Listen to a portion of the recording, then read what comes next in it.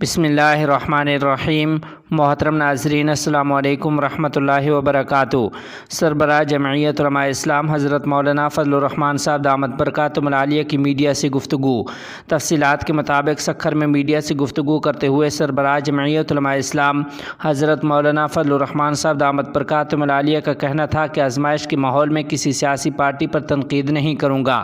فضائی معائنے سے دیکھا کہ کہیں بھی راستہ نہیں، ہر طرف پانی ہی پانی ہے۔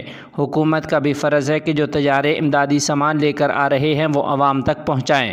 ان کا کہنا تھا کہ تمام سماجی تنظیموں کو خدمات پیش کرنے پر خراج تحسین پیش کرتا ہوں۔ سڑکوں کی مکمل تعمیر میں وقت لگے گا، لیکن حکومتوں کو کہوں گا کہ امداد متاثرین تک پہنچتے ہوئے ضرور نظر آنی چاہیے۔ مولانا فضل الرحمان صاحب دامت برکاتہم العالیہ نے کہا کہ حکومت کوشش میں ہے کہ کسی طرح مہنگائی پر کنٹرول کریں۔ سیلاب کی تباہ کاریوں کے باعث بھی مشکلات درپیش ہیں۔ ایک سوال کے جواب میں مولانا فضل الرحمان صاحب دامت برکاتہم کا کہنا تھا کہ ادارے آئین کے مطابق فیصلے کریں گے۔ عمران خان پر فرد جرم عائد ہونے والی ہے، اس لیے وہ سیاسی شہید بننے کی کوشش کر رہا ہے۔ ملکی معاشی صورتحال پر گفتگو کرتے ہوئے سربراہ جمعیت علماء اسلام کا کہنا تھا کہ ہم نے ملک کی معیشت کو معاہدے کر کے عالمی مالیاتی فنڈ IMF کے حوالے کر دیا ہے۔